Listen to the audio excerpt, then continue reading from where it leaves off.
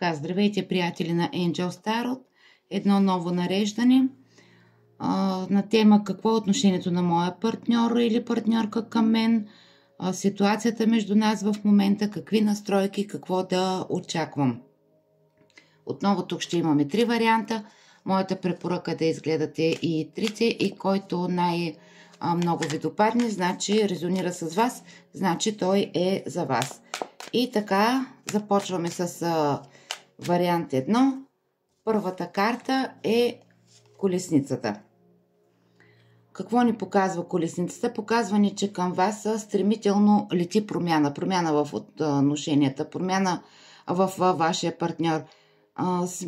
Тази промяна е изключително към по-добро.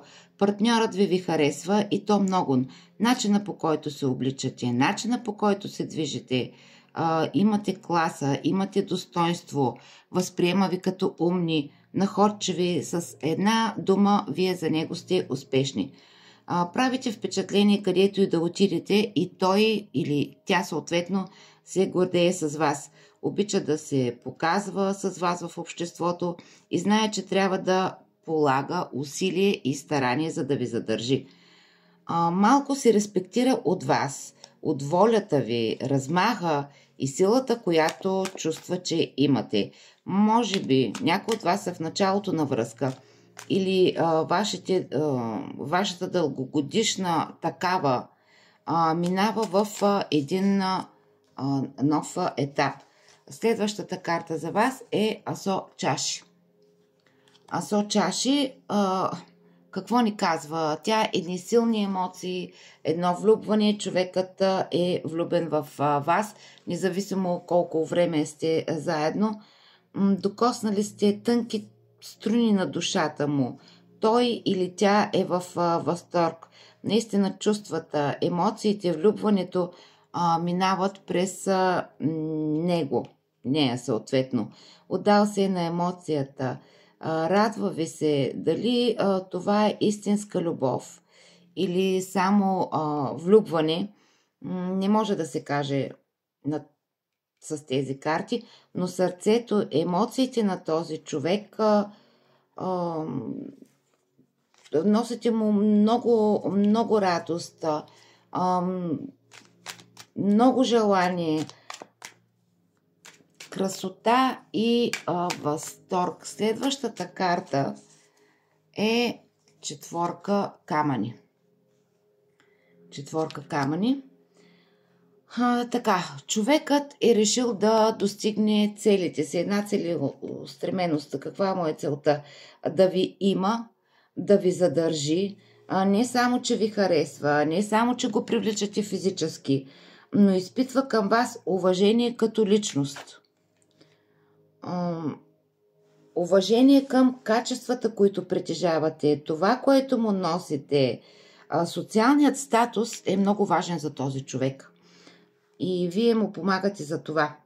Вашето присъствие до него е изключително важно. Чувства се по-сигурен, по-добре се представя в обществото чрез вас.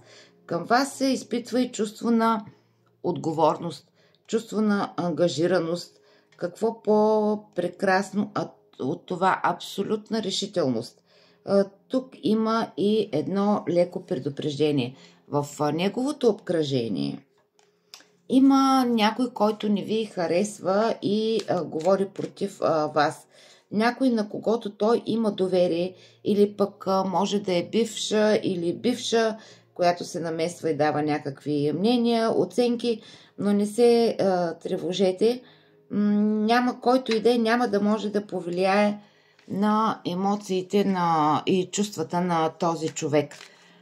Следващата карта към вас, това е картата като съвет или още какво да очакваме.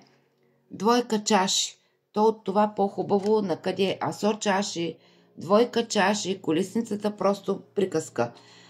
Нещата, отношенията между вас ще се развиват много добре с изключителен успех за вас. Човекът има желание за стабилна и дълготрайна връзка, изпълнена с романтика, споделеност и физическа близост. Тук вече може да говорим за истинска любов на двойка чаши.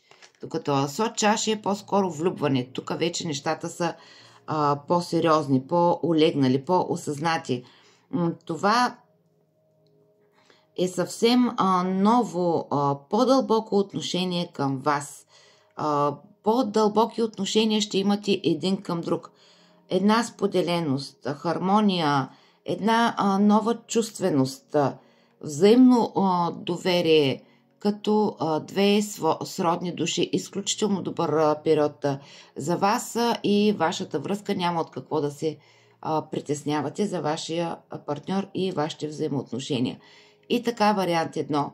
Желая ви една хармонична, изпълнена с красота, хармония, лекота и богатство, любов. Бъдете благословени!